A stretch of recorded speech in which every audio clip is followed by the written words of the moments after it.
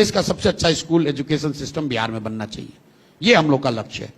जब एक बार बच्चा यहाँ 12वीं क्लास तक अच्छा पढ़ ले तो उसके बाद वो कोटा जाकर पढ़े या बेंगलोर जाकर पढ़े, उससे दिक्कत नहीं है। दिक्कत अभी ये है कि बिहार में 90% बच्चे 12वीं पास नहीं कर रहे हैं, और जब तक उनको वो नहीं पढ़ाया जाएगा तब तक वो बाहर जाकर मजदूरी। सवाल वही है, कैसे? बिहार का एजुकेशन बजट है 77,000 करोड़ का, 77,000 करोड़ पर ईयर। 77,000 करोड़ रुपया खर्च करती है बिहार सरकार यहाँ के बच्चों के पढ़ाई पर, और 7 अच्छे विद्यालय यहाँ नहीं है। ऐसा क्यों है? इसके लिए दोनों समाज और सरकार दोषी है।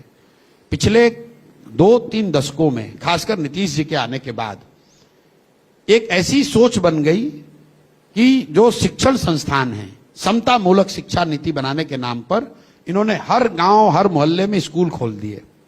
नतीजा क्या हुआ कि जहां बिल्डिंग बनी वहां शिक्षक नहीं है, जहां शिक्षक है वहां बिल्डिंग नहीं है, जहां दोनों है वहां बच्चे नहीं है, जहां तीनों है वहां पढ़ाई नहीं है। कुछ लोग बताते हैं, आपको बताएंगे कि भैया बिहार में शिक्षा नीति इसलिए खराब है क्योंकि यहां पर खिचड़ी बंटता है स्कूल से। तो मेरे भाई, पूरे देश में स्कूलों से खिचड़ी बंटता है, और बिहार में 6वीं क्लास तक खिचड़ी बंटती है, उसके ऊपर तो नहीं खिचड़ी बंटता है। फिर वहां क्यों नहीं पढ़ाई हो रही है? कुछ लोग आपको यह बताएंगे कि यहां पर जो शिक्षक हैं वो घूस लेकर उनका बहाली हुआ है, उनकी क्वालिटी अच्छी नहीं है। तो मेरे भाई, आप ये बता दो, पटना साइंस कॉलेज में तो नियोजित शिक्षक नहीं है, यहां पर पढ़ाई क्यों नहीं हो रही है? ये इसलिए नहीं हो रही है कि समाज और सरकार दोनों की प्राथमिकता में कहीं ना कहीं शिक्षा नीचे चला गया, और शिक्षण संस्थाएं ये सिर्फ सरकारी योजनाओं को पाने और बांटने का केंद्र बन गया। तो गांव में अगर आप जाएंगे, वहां पर देखेंगे कि लोग सरकारी स्कूल में नाम सिर्फ इसलिए लिखवा रहे हैं कि हमारे बच्चे को खिचड़ी मिले, पोशाक मिले, साइकिल मिले, कुछ पैसा मिल जाए। और सरकार भी ये समझती है कि चलो इतना पैसा खर्च हो रहा है शिक्षकों पे, तो ये पढ़ा तो रहे नहीं, तो चलो इनसे कुछ दूसरा ही काम करा लो। तो कभी वोटर लिस्ट बनवा रहा है, कभी सफाई का काम करवा रहा है, कभी उनसे मानव श्रृंखला बनवा रहे हैं। तो जो जन सुराज कह रहा है कि हम लोग इस व्यवस्था को बिल्कुल उलट देंगे, और जो स्कैंडिनेवियन कंट्रीज का मॉडल है, where the evidence is rather than taking good school to every village, take children to the good school.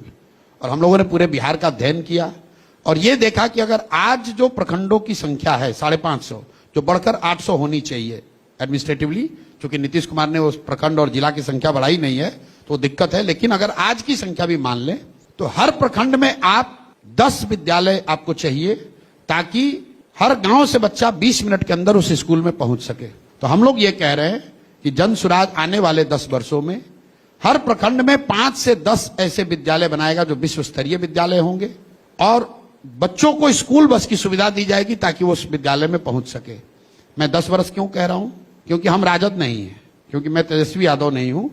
अगर मुझे 10 विद्यालय बनाने हैं तो उस पर खर्चा करीब 3 लाख करोड़ रुपया आएगा, उतना पैसा है नहीं। हर साल हम लोग 15 से 20 हजार करोड़ रुपया निकाल सकते हैं जिससे कि ये विद्यालय बनाए जाए, और लक्ष्य ये है कि हर प्रखंड में एक विश्व स्तरीय विद्यालय हर साल बने। अगर हम लोग ये करेंगे तो अगले 5 साल में हर प्रखंड में 5 ऐसे विद्यालय हो जाएंगे।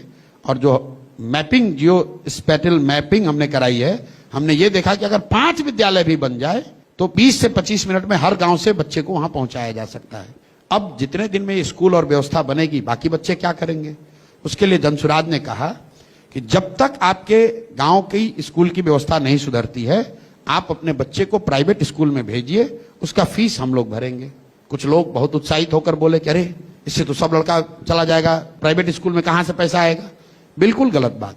पूरे दुनिया का रिसर्च ये बताता है कि अगर प्राइवेट और सरकारी दोनों व्यवस्था हो और दोनों में एक तरह की सुविधा हो तो ज्यादातर लोग सरकारी विद्यालयों में जाना चाहते हैं, सरकारी अस्पतालों में जाना चाहते हैं। अगर आज बिहार भर के, पटना के लोगों को यह अवसर दे दिया जाए कि आपके बच्चे को मेडिकल करना है, पटना पीएमसीएच से कराओगे या रमैया से कराओगे? रमैया से कराओगे, उसका फीस सरकार भरेगी। 100 में 80 आदमी कहेगा भैया हमको फीस नहीं चाहिए, हमको पटना मेडिकल कॉलेज में एडमिशन चाहिए। तो हम लोग का जो अनुमान है, जो हम लोगों ने स्टडी करा है, कि करीब करीब अगर ये सुविधा दे दी जाए, वाउचर स्कीम जिसको वेस्ट में कहते हैं, कि बच्चा जन्म होता है आपको वाउचर मिल जाता है, आप तय कर लो कि सरकारी में पढ़ोगे कि प्राइवेट में। सरकार को तो खर्च दोनों में देना है।